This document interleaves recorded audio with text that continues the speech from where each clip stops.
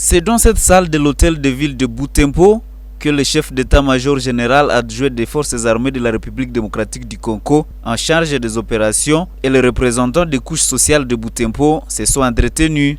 Tous étaient dans la quête de la solution à l'insécurité dans le Nord Kivu, particulièrement dans sa partie nord, avec la progression des rebelles du M23 et l'activisme des rebelles EDF. Des représentants des couches sociales présents à cette séance d'échange saluent son aboutissement. Monseigneur Isesomo Adolphe, évêque du diocèse anglican au Nord Kivu, a apprécié cette initiative des autorités militaires et appelle la population à avoir de l'espoir dans le processus de la pacification.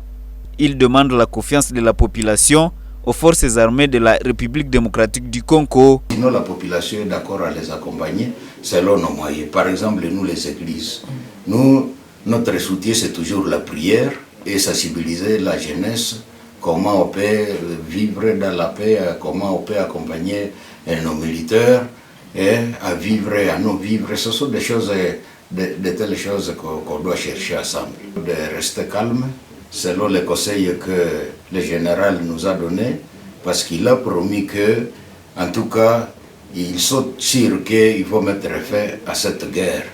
Alors ça nous encourage beaucoup, parce que c'est ça notre crainte. Nous on se disait, bon, les villages Kanyabayonga, Kirumba, Kaina sont tombés, mais il a promis qu'ils vont faire de leur mieux pour récupérer ces milliers qui est déjà entre les mains des envahisseurs.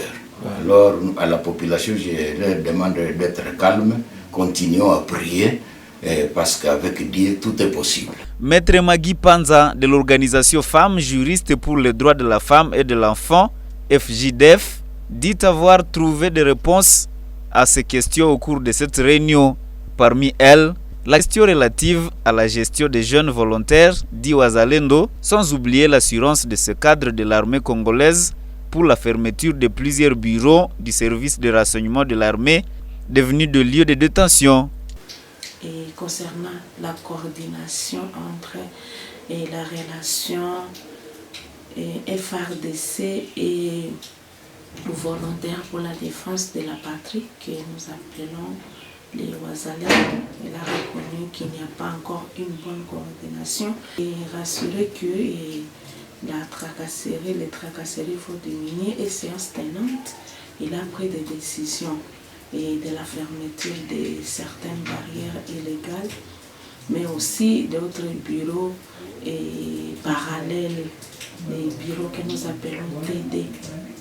Il a demandé qu'il y a maintenant un seul commandement et que l'on ne peut plus tracasser les gens et juger ou alors poursuivre au moins certains dossiers à ce niveau-là. Le chef d'état-major général adjoint des forces armées de la République démocratique du Congo en charge des opérations, le général Ishaligonza Nduru, séjourne dans le Grand Nord depuis le mardi 17 juillet.